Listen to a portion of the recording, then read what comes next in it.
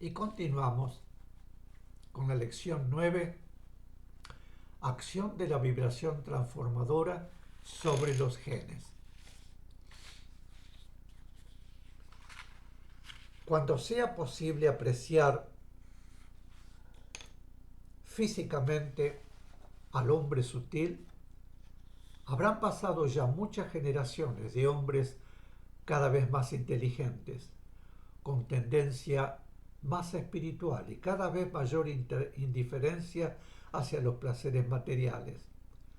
Así como al nacer, el humano actual no se diferenciaba externamente del animal, el hombre sutil nacerá y no se diferenciará visiblemente del hombre material actual, pero su materia estará capacitada para sutilizarse más y más. A la par, se irán sutilizando también el propio planeta y su naturaleza. Se irán transformando y sutilizando el arte, y en la vida humana las inclinaciones, las sensaciones, los sentimientos y los pensamientos. Todo será cada vez más sutil, hasta que desaparecerá el aspecto material actual. Entonces, nuestro planeta integrará un plano distinto, más sutil. Toda la materia en la Tierra será más sutil porque estará conformada por energía en un punto de menor densificación, y ello proporcionará a los animales y a los vegetales materias más sutiles, en armonía con el aspecto espiritual más sutil, por menos involucionado que deberá experimentar en los reinos de la naturaleza. Pregunta: ¿por qué la especie humana se encuentra en este momento evolutivo en su punto máximo de evolución física? Explicación: porque el actual momento evolutivo en nuestro mundo reclama ya una nueva forma humana que pueda servir para la expresión y experiencia en él, de seres en un punto de progreso evolutivo más avanzado que el punto máximo que le es posible expresar a la actual forma humana. Para ello, deberá nacer en la Tierra la forma humana capacitada para sutilizarse progresivamente, adaptándose a las necesidades de expresión de vida evolucionante en progresión evolutiva, capacidad que no posee la forma humana del presente. Por ley de evolución, ya está trabajando en la Tierra la vibración transformadora en determinados seres humanos. Los efectos de su acción no serán perceptibles en los primeros seres de la nueva raza humana que producirá y que será el hombre sutil, pero en el transcurso, en el tiempo de la nueva etapa evolutiva, la etapa evolutiva propiamente dicha que ahora comienza en este planeta, la forma humana logrará su máxima sutilización. Pregunta: en este caso, ¿se trata de evolución y progreso de la forma humana o simplemente evolución de la forma? Explicación: es evolución y progreso de la forma, porque la vibración transformadora sólo actúa en función de la ley de evolución, cuya acción significa siempre progreso o progreso cuando, como en este caso, su acción se refiere a la forma. Cualquier otra vibración que actuara sobre esos genes, pero no por ley de evolución, podría producir evolución, es decir, cambio, progresivo o no, en la forma, pero esa evolución no significaría progreso.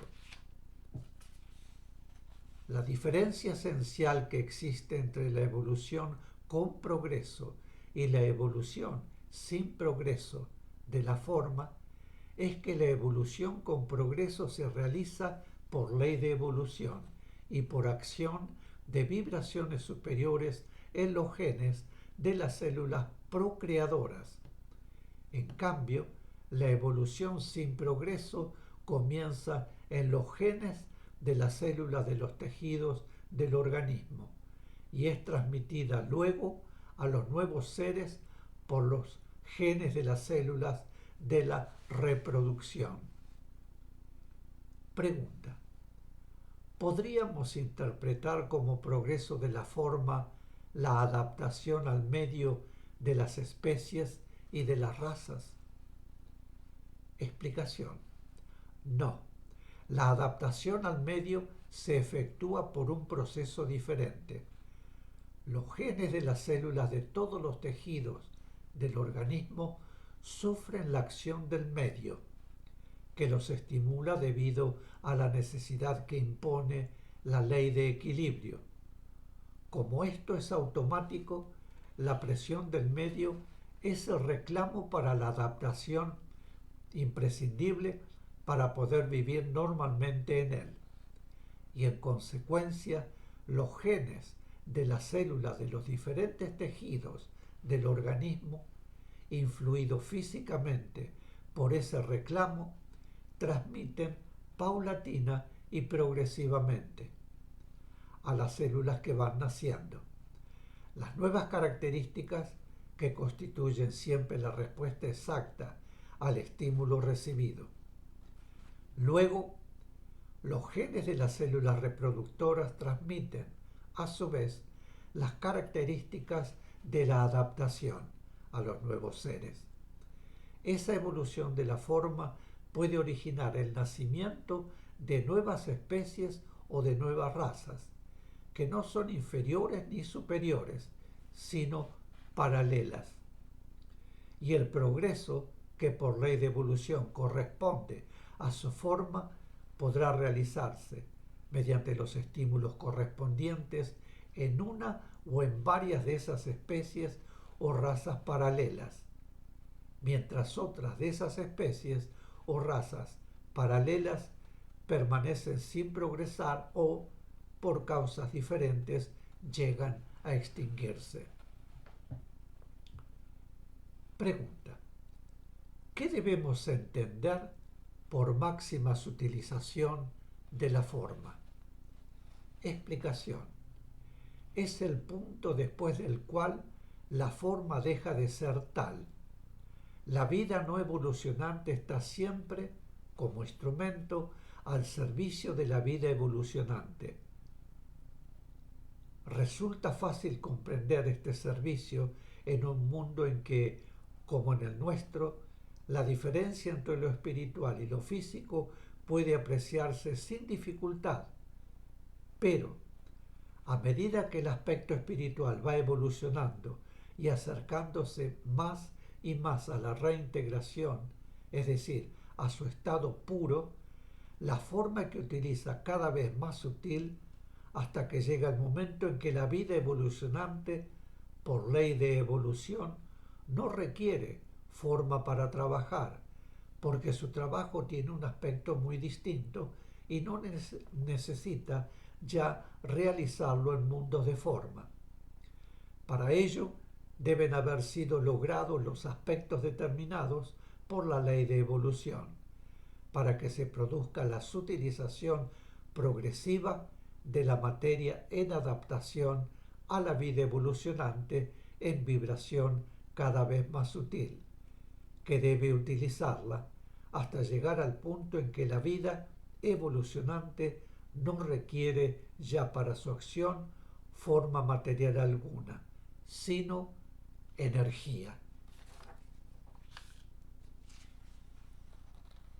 En ese punto de evolución, la vida evolucionante necesita también la energía, vida no evolucionante que en los mundos de forma utiliza condensada, pero que en los planos espirituales en los que entonces trabaja utiliza como energía pura. Significa esto que la energía o vida no evolucionante que involuciona evoluciona, es decir, que es susceptible de densificarse y luego sutilizarse, es siempre el instrumento de la vida evolucionante. Por eso se dice que el aspecto de vida no evolucionante acompaña y sirve a la vida evolucionante.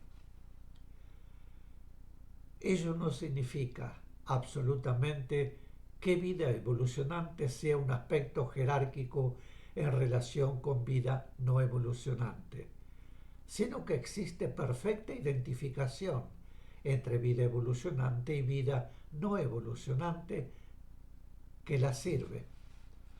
Cuando, alcanzado ya ese punto, la vida evolucionante y no evolucionante actúa en planos espirituales, la energía que puede evolucionar o, mejor dicho, involucionar, descendiendo hasta la condensación, transmite aquellos puntos ubicados lógicamente en planos inferiores, que las reclaman, las vibraciones de respuesta de la vida evolucionante determinadas por la ley. Por lo tanto, la vida no evolucionante que evoluciona, es el vehículo de expresión de las vibraciones de la vida evolucionante, no encarnada, para su acción jerárquico, amorosa en aquellos planos evolutivos inferiores, así como es su instrumento en los planos de forma, cuando la vida evolucionante encarna. Pregunta: ¿cuál es el mecanismo de constitución de las formas que utiliza la vida evolucionante?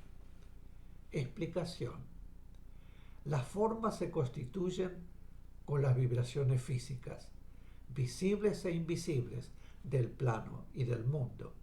Es decir, que la forma física en gestación va adquiriendo vibración mental, vibración emocional, vibración sensorial, porque la forma se constituye con las sustancias que corresponden al plano y están en el mundo en el que se efectúa la gestación. A esa vibración mental, emocional y sensorial del comienzo se une después lo que el aspecto espiritual aporta, el ser humano.